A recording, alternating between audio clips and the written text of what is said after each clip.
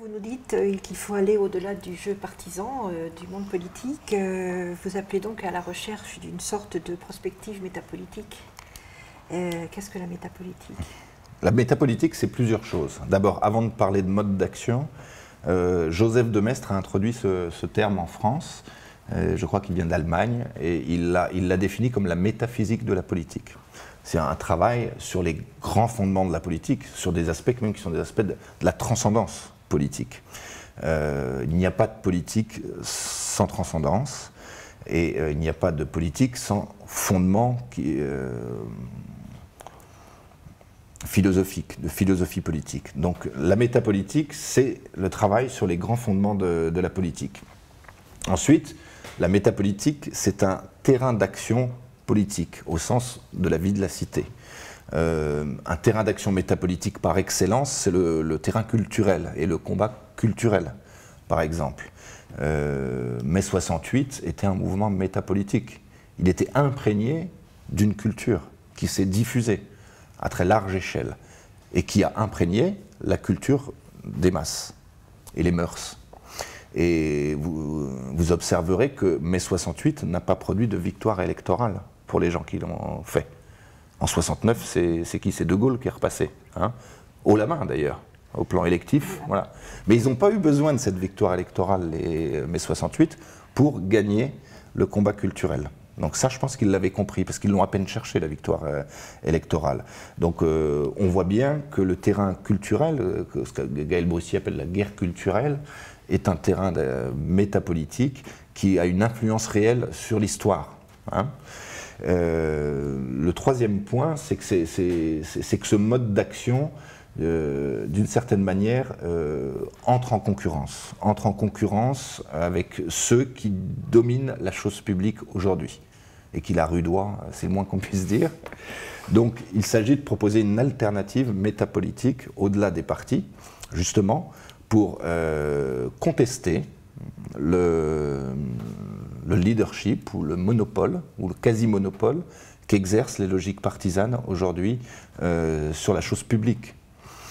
Tout simplement parce que ça me paraît nécessaire. On ne refondera pas la chose publique si on ne fait pas ça. Donc voilà les différents aspects, à mon avis, qui fondent la notion de métapolitique. Et alors, qu'est-ce que vous entendez par prospective métapolitique? Alors la prospective, quand on parle de prospective, les gens aimeraient bien qu'on leur dise ce qui va se passer demain, qu'on puisse deviner. Alors, qu'est-ce qui va se passer demain? Vous demandez ça, voilà, vous posez la question à quiconque, dans une salle, ou même à des enfants. Je sais ce qui va se passer demain. Alors, si vous dites ça, tout le monde se tait et vous écoute. Donc, aucun de nous n'est capable de deviner et de dire ce qui va se passer demain. Donc, la prospective, c'est préparer demain. Et préparer demain à deux niveaux, pour moi. Il y a un niveau du temps court, qui est le temps court politique, le temps court de l'histoire, ce qui se joue maintenant, immédiatement, on va dire dans les 3 ans qui viennent. Et après, il y a le temps long de la civilisation. C'est ce qui se construit sur plusieurs générations. Une civilisation, on le sait, ne se fait pas en 25 ans, en une génération. Et reconstruire une civilisation, certainement pas non plus. Donc il faut du temps pour cela. Il faut entrer dans des logiques aussi de temps. Et nos ambitions doivent tenir compte du fait que certains aspects demandent du temps. On ne peut pas tout obtenir aujourd'hui. En même temps, il y a une situation d'urgence et on ne peut pas exclure la réflexion sur là, maintenant, demain, mais demain, hein, d'ici 2017, par exemple, 3 ans. Donc comment on s'inscrit là-dedans? Pour moi, voilà quel est pour moi le champ de la prospective. Pouvez-vous nous en donner un exemple concret de cette réflexion prospective? Oui, je reviens sur les fractures françaises, sur la situation actuelle de la France. Cette incroyable fracture socio-géographique, cette France périphérique, cette France abandonnée. Ça, c'est un thème de prospective immédiate, puisque derrière cette réalité-là, il y a un potentiel de basculement historique. Vous voyez ? Donc on est aujourd'hui dans une situation d'incertitude où il peut y avoir la bascule historique, d'une certaine manière. Mais on ne peut pas la prédire, ni quand, ni comment. Et si ça se trouve, dans 20 ans, on sera toujours un peu dans le même no man's land, dans le même désert, etc. Je ne sais pas. Mais il y a un potentiel de basculement historique et de fracture qui me paraît évident. On va prendre quelques exemples. Il y a les finances publiques, bien évidemment, et la capacité de l'État à honorer ses engagements, la capacité de l'État à continuer à pourvoyer sa providence à travers les allocations diverses et variées. Et il y a la question de la finance mondiale.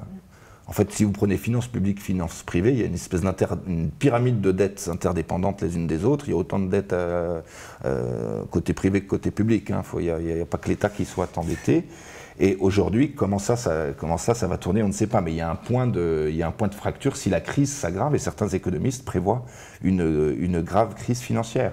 Et face à ça, il y a aussi dans notre pays un point de fracture autour de la question fiscale. Regardez le mouvement des bonnets rouges. Le mouvement des bonnets rouges, c'est des gens, des Bretons, qui refusent de payer l'impôt à Paris. Et ils ont dit, nous ne paierons pas l'écotaxe. Donc ils ont décidé qu'ils ne paieraient pas l'écotaxe.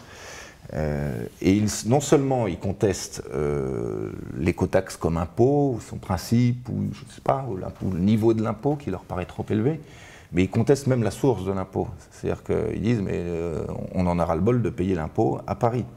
Donc on voit bien qu'il y a aussi une fragilisation du modèle jacobin. C'est-à-dire une loi qui s'applique de manière indifférenciée sur l'ensemble du territoire. On l'a vu avec l'exemple des rythmes scolaires.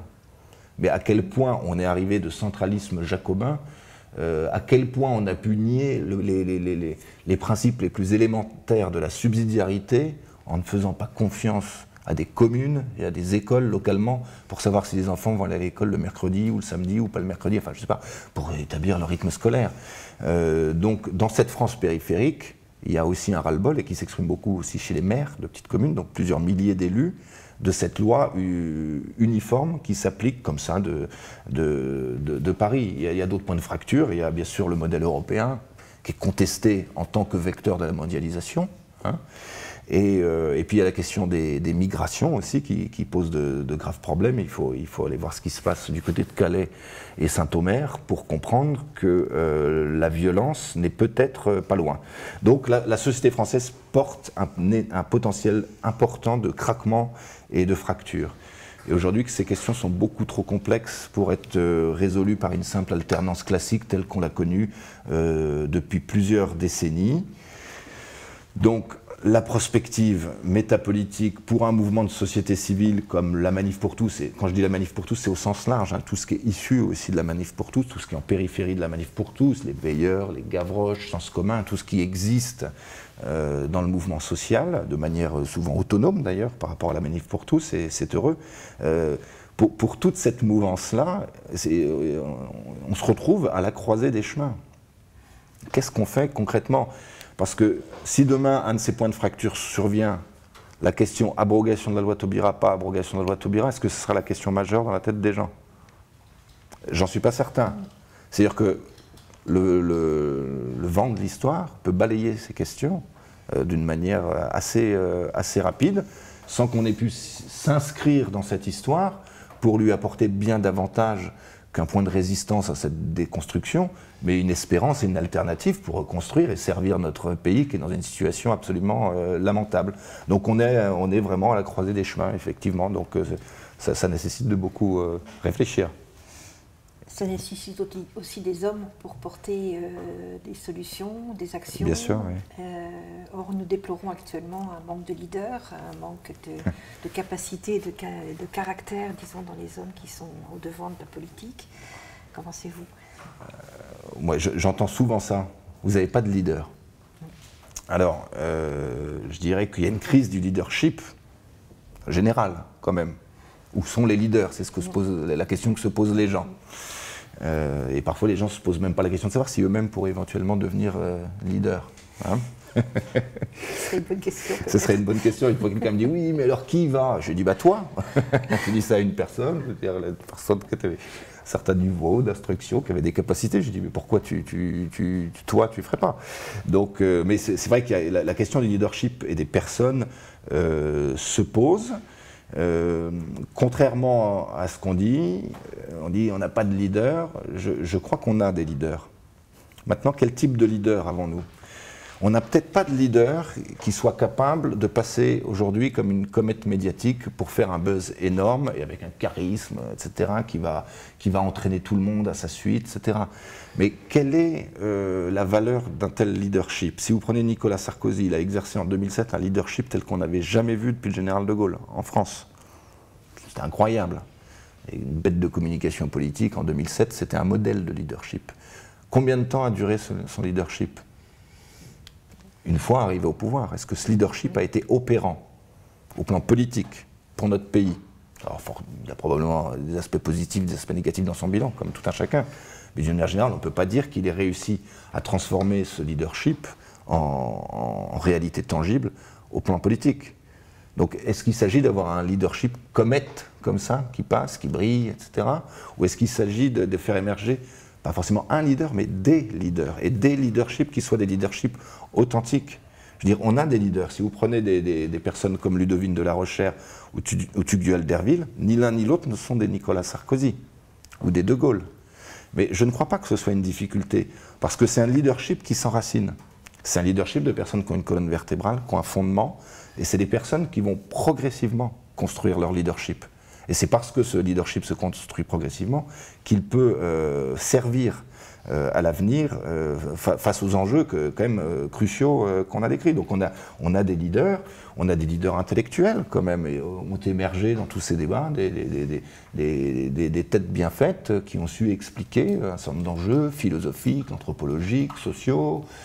François-Xavier Bellamy, le jeune Louis Manaranche, historien, ou Thibaut Collin, ou d'autres, pardon pour ceux que j'oublie, mais il y a des leaderships intellectuels aujourd'hui dans le mouvement social, il y a des leaderships culturels qui se sont affirmés. Le mouvement des veilleurs a pris un leadership culturel sur l'ensemble du mouvement social. Ça me paraît très clair. C'est devenu l'âme culturelle du mouvement social, et de manière indépendante et autonome d'une structure qu'est la Manif pour tous. Et ça bonifie le mouvement social, bien évidemment. Axel Rockvam, quand vous le voyez mener ses veillées, il a un leadership incontestable qui s'exprime, mais c'est un leadership qui se construit.